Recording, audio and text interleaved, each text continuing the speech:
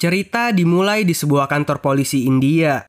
Di sana terdapat 3 orang bocil yang sangat nakal. Karena kenakalannya itu, hakim memvonis mereka selama 4 tahun di penjara remaja. Sebelum dibawa ke penjara, Aja ingin menceritakan kisahnya.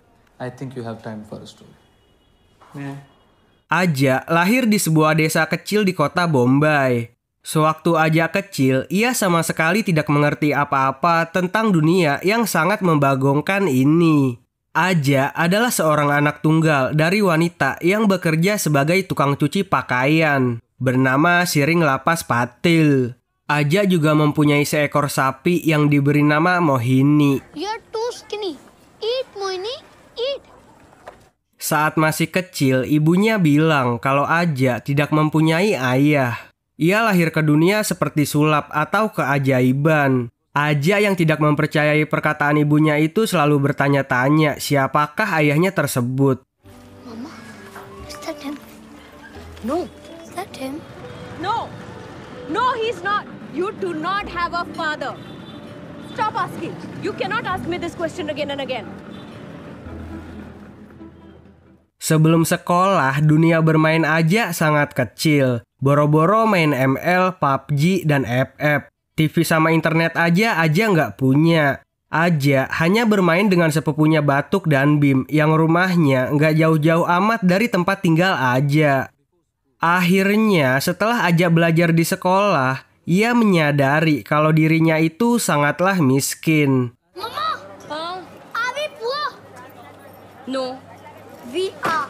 we are rich because we have one another. Sewaktu menemani ibunya berobat ke dokter, Aja mengambil sebuah majalah furniture. Dari situ, Aja sangat menyukai produk-produk furniture yang harganya murah banget. Bang.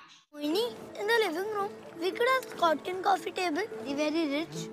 My bedroom would be the box shot collection or the big and broad collection. Oh, hilang. Setelah beberapa tahun sekolah, Aja semakin menyadari 2 hal yang sudah jelas pada hidupnya.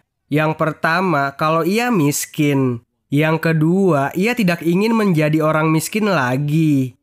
Sampai sewaktu-waktu, Aja melihat sebuah pertunjukan sulap seorang kakek-kakek yang bisa melayang.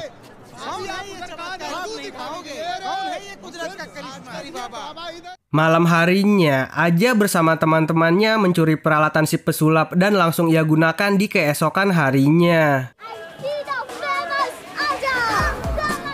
Cuan demi cuan ia dapatkan. Tetapi tidak semudah itu Ferguson. Aja harus main kejar-kejaran dengan para Satpol PP yang bertugas. Sampai ia beranjak dewasa, bertahun-tahun Aja bersama teman-temannya menunjukkan trik-trik sulap. Akan tetapi, semakin hari sulapnya hanya sebagian kecil dari pekerjaannya. Demi mendapatkan cuan yang lebih banyak, Aja menggunakan keahlian ilusinya untuk mencopet para turis di jalanan.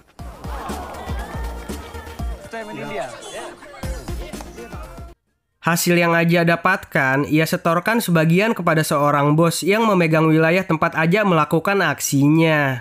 This is my neighborhood. Next time, 40%. Not 40%. Sampai suatu hari, sakit yang diderita ibunya semakin parah. Agar bisa mewujudkan impian ibunya pergi ke Paris, Aja membujuk ibunya untuk banyak makan. Ma, you have to be strong for me to take you to Paris. Akan tetapi, keesokan harinya saat Aja pulang ke rumah, jantung ibunya sudah berhenti berdetak. What's wrong, Mohini? Chance did not help me out with that promise. Ma!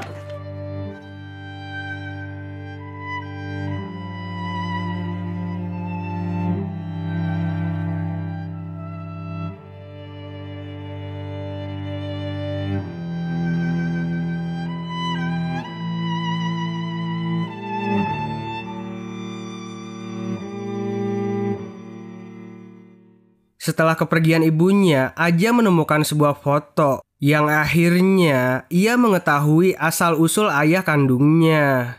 Namanya Andre. Ayahnya berasal dari Perancis. Ia adalah seorang seniman jalanan sama seperti Aja.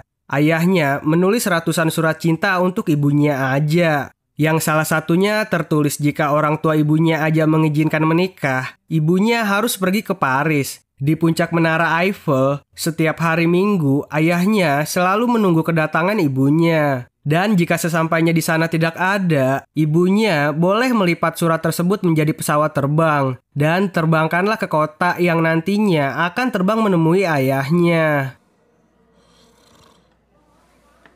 Setelah itu, tanpa bilang-bilang, Aja meminjam uang kepada Giri. Dari uang tersebut, Aja membuat paspor dan membeli tiket untuk terbang ke Paris. Namun, sebelum kepergiannya, Giri mengetahui dan mengambil kembali uang miliknya tersebut.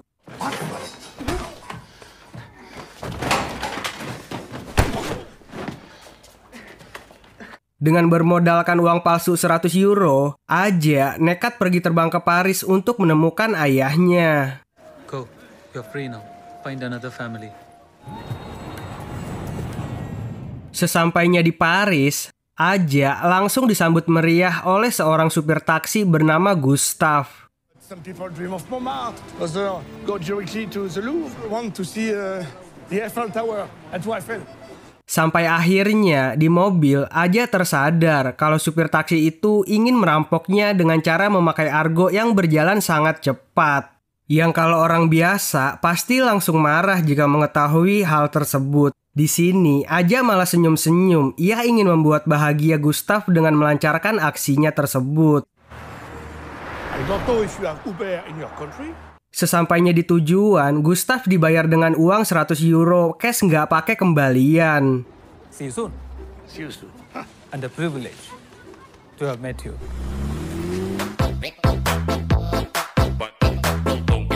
Yang akhirnya Aja pun mendatangi tempat impiannya sedari kecil, yaitu IKEA. The brand Chart collection. The elegant Charten collection. Doa Tiduaten. Cushion collection. Di sana, Aja melihat seorang cewek cantik. Dengan skill SKSD-nya, Aja mulai menggoda wanita tersebut. Honey, I can't find the keys to my car. Have you found them? Honey, I'm so sorry I'm late from work. Sorry, I really have to test a living room before buying them. See, living rooms are not just about the designs, but about how you feel when you enter them. Sampai akhirnya wanita asing tersebut ikut-ikutan halu. I'm pregnant. What? No, I'm not his brother. Your brother and I are in love. Dan mereka pun berkenalan. Namanya Mary. Ia pernah gagal kawin. Karena pada saat pernikahan dulu, Mary meninggalkan calon suaminya di gereja. Yeah. Sebelum berpisah, Aja mengambil pulpen milik Mary dan memberikan sebuah artikel koran sebagai janjinya untuk bertemu lagi dengan Mary pada esok hari di Menara Eiffel. Dan tanpa basa-basi, Aja pun langsung memberikan jigongnya kepada Mary. Here in Paris, we usually do it on the cheeks.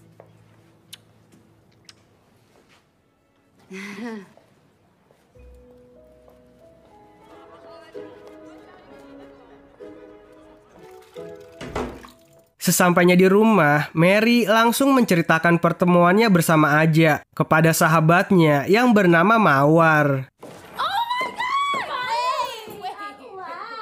Sementara Aja yang tidak mempunyai uang memutuskan untuk tidur di IKEA. Ketika IKEA sudah tutup, Aja memasukkan abu ibunya ke dalam sebuah toples. Kemudian ia tidur di dalam sebuah lemari.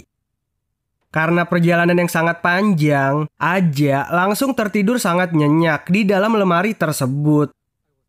Pada tengah malam, nasib apes menimpa Aja. Dari 2000-an perabotan yang berada di IKEA, lemari yang ditempati Aja tidurlah yang terpilih untuk dikirim ke seorang pembeli.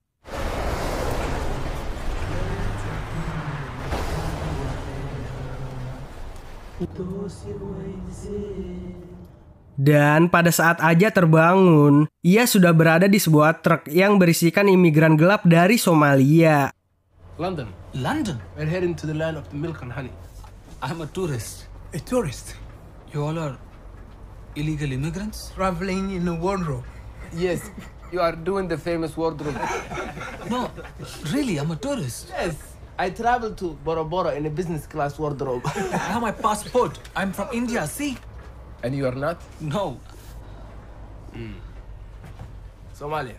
Mereka sudah berpergian selama 18 bulan. Awalnya jumlah mereka ada banyak, tetapi kini tersisa 5 orang saja. Ada yang perahunya tenggelam, ditangkap bandit, dan lain-lain. Keluarga mereka terlantar dan kelaparan akibat perang. Mereka pergi ke London, Inggris untuk mencari pekerjaan yang nantinya gaji yang mereka dapatkan akan dikirim untuk keluarganya di Somalia. Dan tiba-tiba saja truk yang mereka tumpangi berhenti. Yang ternyata di sana sedang ada razia yang dilakukan oleh polisi perbatasan. Aja bersama para imigran gelap Somalia itu pun langsung melarikan diri.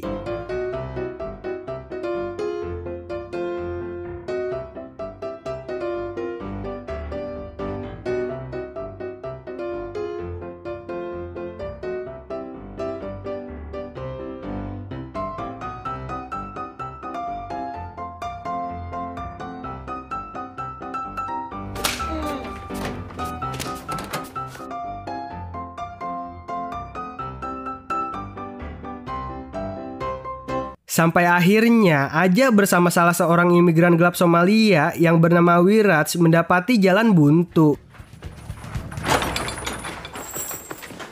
Wait. Okay, hold it right there. I'm Ajatashatru Lavash Patel. Di situ Aja langsung mengeluarkan Hiraishi no Jutsu untuk menghilangkan Wiraj. Hiraishi no Jutsu. Loh kok hilang?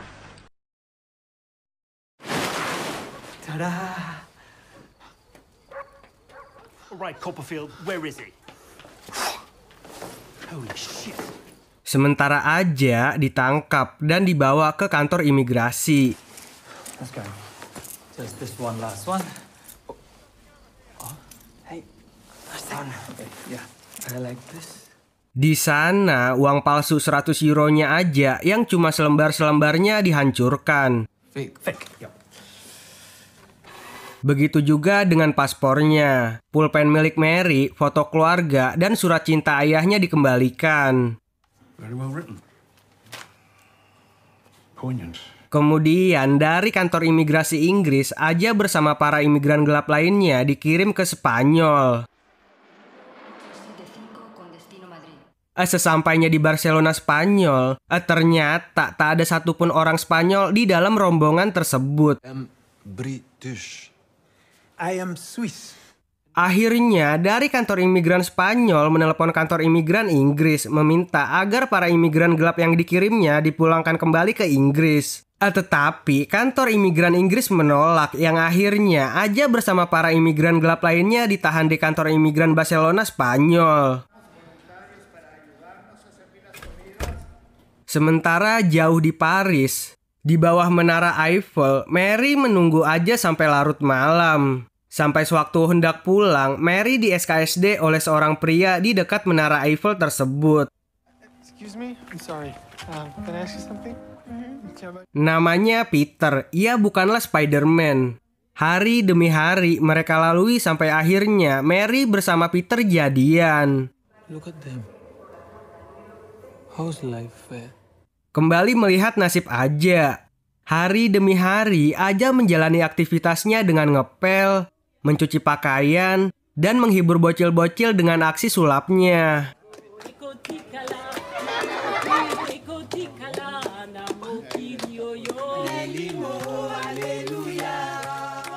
Sesekali Aja mencoba keberuntungannya dengan membuka sebuah pintu untuk melarikan diri dari ruangan tersebut.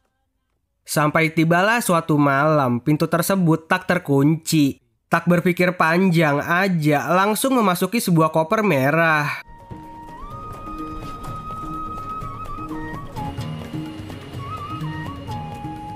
Yang ternyata koper tersebut milik seorang artis wanita yang hendak terbang ke Roma, Italia. Di dalam koper tersebut, Aja teringat tentang seseorang yang pernah ia temui sewaktu di penjara dulu. Orang tersebut sangatlah luar binasa. Namanya Guru Deva. Menggunakan kemejanya, Aja menulis kisahnya sewaktu bertemu Guru Deva. Very wise and wonderful man I met when I ended up in jail. Sewaktu Aja kecil, ia dimasukkan ke penjara anak-anak tanpa kasur dan jendela. Baru 2 minggu di sel tersebut, Aja merasa sangat stres karena kesepian dan lapar. Please let me go! Please! Ia juga takut ibunya sudah tidak memperdulikan dirinya. Sampai pada saat Aja kepengen banget mengetahui keadaan di luar tahanan, ada seseorang yang mendorong batu bata hingga terbuat lubang. Pria asing itu menceritakan semua yang sedang terjadi di luar. Setiap hari, pria asing tersebut memberitahukan keadaan yang terjadi di luar penjara. Sampai akhirnya, Aja pun terbebas. Ia dikeluarkan dari penjara dan bertemu ibunya kembali. Setelah bebas, nggak ada kapok-kapoknya. Aja kembali melakukan aksinya. Pada saat ia ingin mencuri uang dari seorang pengemis tunanetra, tak disangka pengemis tunanetra itu adalah Guru Deva. Aja, is that you?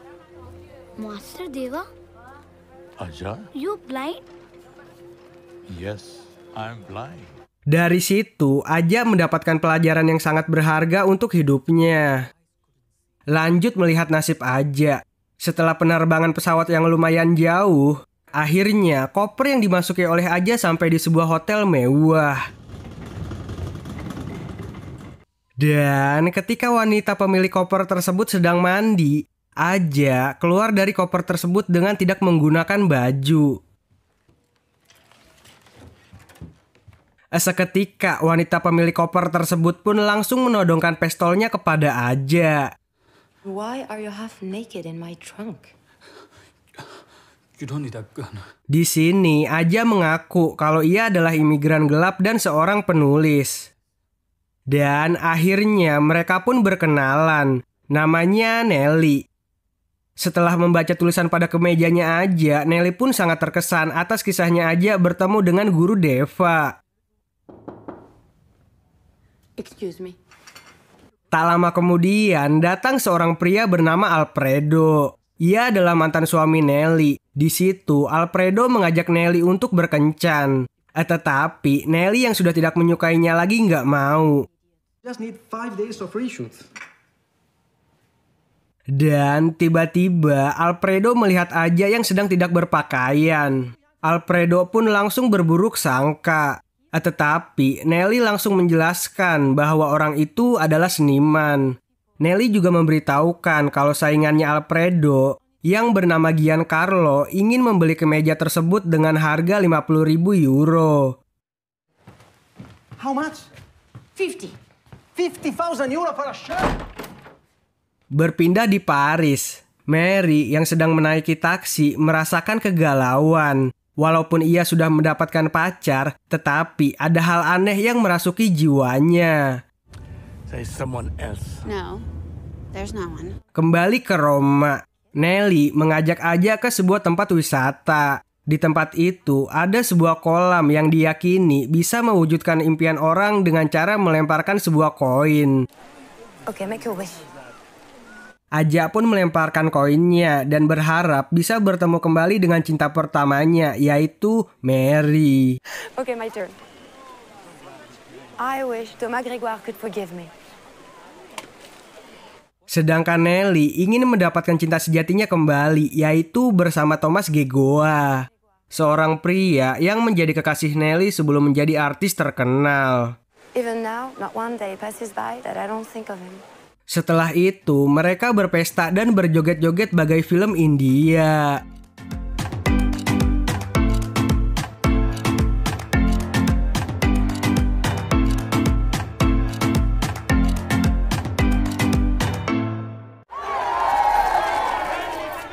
Kemudian para wartawan yang penasaran dengan keberadaan Aja yang bersama Nelly menanyakan apakah Aja kekasih barunya Nelly. Di situ Aja menjawab bahwa Nelly jatuh cinta dengan seorang pria hebat bernama Thomas Gegoa. She's in love with the finest man in the world, Thomas Gegoa. Sesampainya di hotel, di sana ada Alfredo yang sudah menunggu Nelly sejak lama. Di situ, Alfredo menawar kemeja milik Aja sebesar 100.000 euro, cash nggak pakai nyicil. Dengan sangat ikhlas, Aja pun menjual kemejanya kepada Alfredo.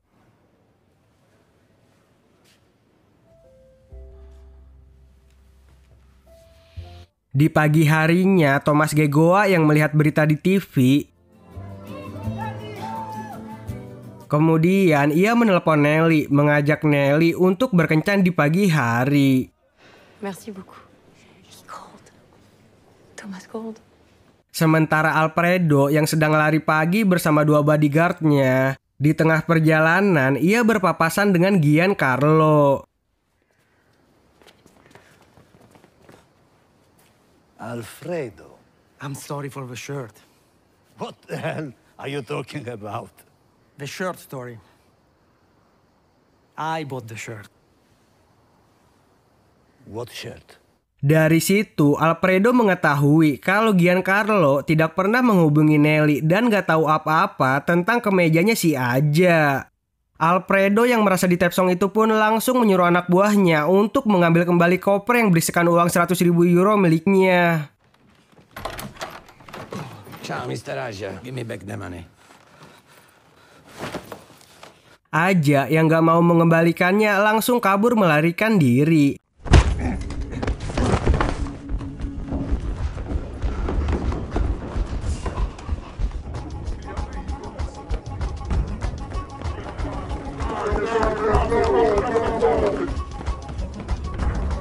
Sampai akhirnya Aja menaiki balon udara yang sedang ngetem lalu menerbangkannya.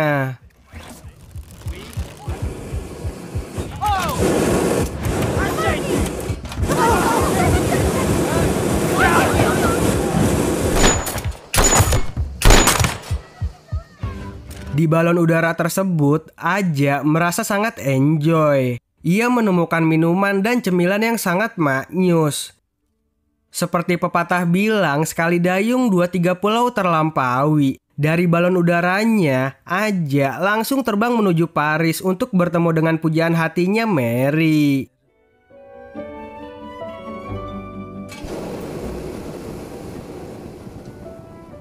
Selama berjam-jam, Aja terbang hingga di atas awan. Dan tiba-tiba gasnya seep. I'm a rich man!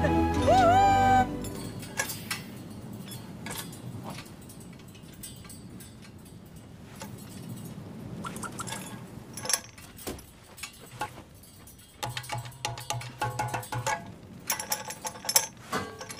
I'm a rich man and I'm about to die.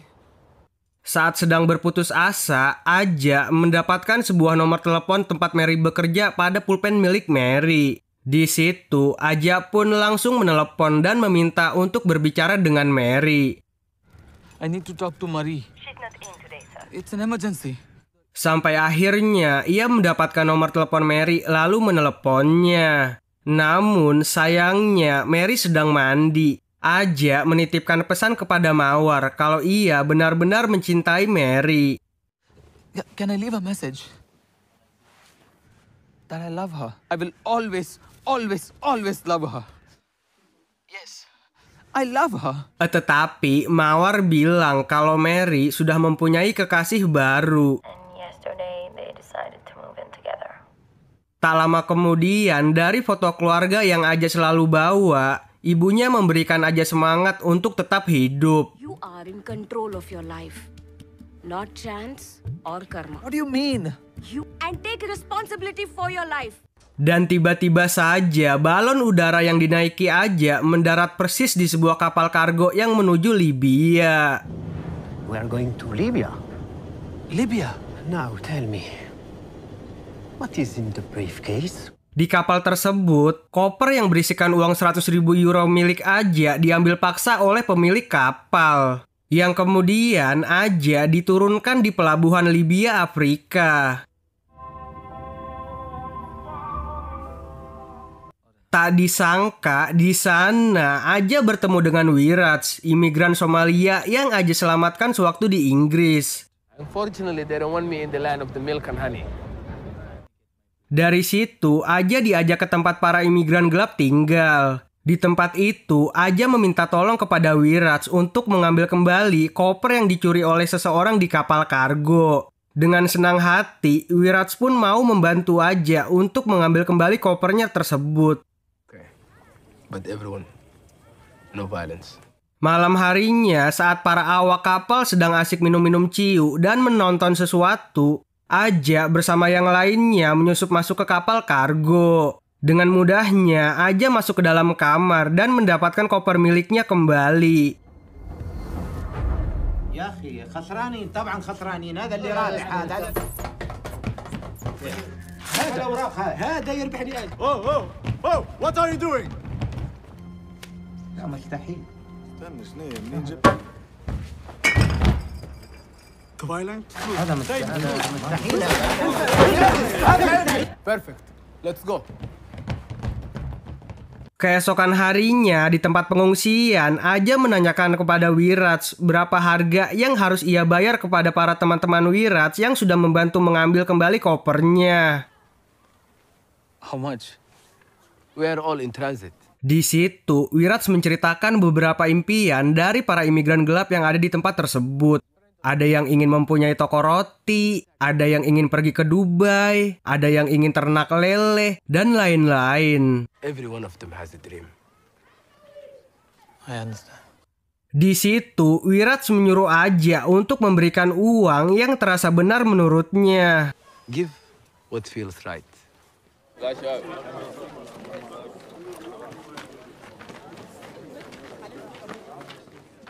Yang kemudian Aja menyuruh para pengungsi berbaris dan memberitahukan impiannya. Satu persatu, para imigran tersebut diberikan uang oleh Aja. Buy your boat. Feed your family. Sampai akhirnya uang milik Aja hampir seep. Dari sisa uangnya, Aja membuat paspor dan membeli tiket pesawat untuk kembali ke India. It was nice meeting you, Aja. Likewise. Sebelum ke India, Aja kembali ke Paris. Di sana, Aja langsung menuju IKEA untuk mengambil kembali abu ibunya yang dulu ia masukkan ke dalam toples. Tak disangka di IKEA, Aja bertemu kembali dengan Mary. It's lovely to see you. Akan tetapi, sakit sekali everybody. Ternyata di sana Mary sedang berkencan dengan kekasihnya. Peter, this is Aja. Aja, this is Peter. Akhirnya Aja pun langsung membeli toples berisikan abu ibunya lalu pulang ke India. €4, please. It's a good deal for such a fabulous mother. Di India, Aja langsung digebukin oleh para anak buah Giri.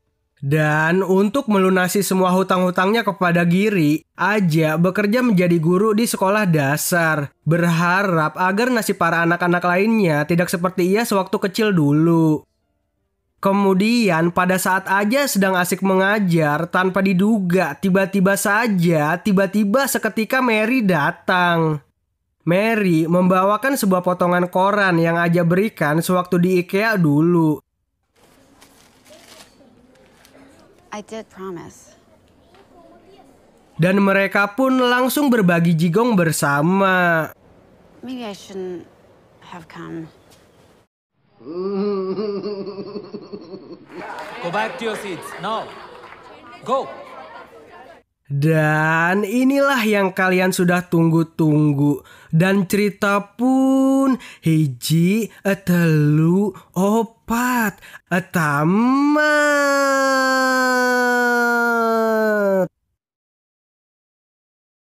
What about your mother? Thank you so much for asking.